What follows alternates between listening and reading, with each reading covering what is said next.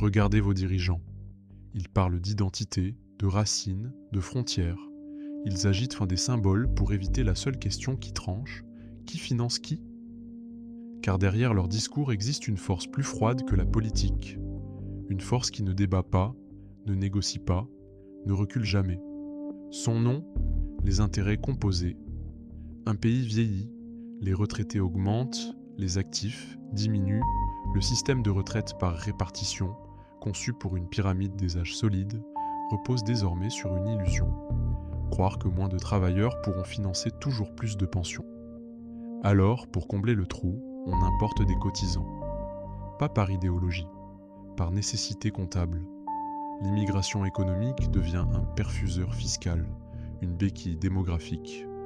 Le Japon refuse cette logique. Il se contracte mais reste maître de ses choix, au prix d'une dette gigantesque. L'Allemagne fait l'inverse, elle ouvre largement pour préserver son modèle social. Deux stratégies opposées, un même gouffre. La répartition pure ne tient plus.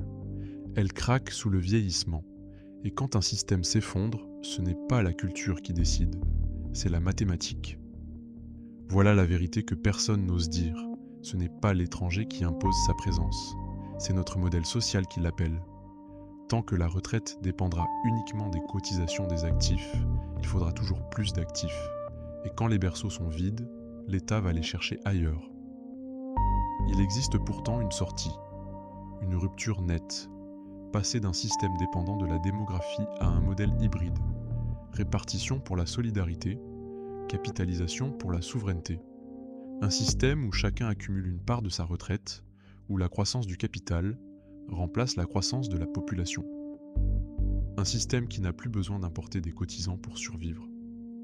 La dette ne commande pas l'ouverture des frontières, elle commande la réforme du modèle. En fait, sécuriser la répartition, introduisez la capitalisation, robotiser et accepter un pays peut-être plus petit, mais maître de ses équilibres. La frontière n'est pas un luxe, c'est ce qu'on retrouve quand on cesse de dépendre de la démographie des autres. Alex Pressman pour Focus Pragma.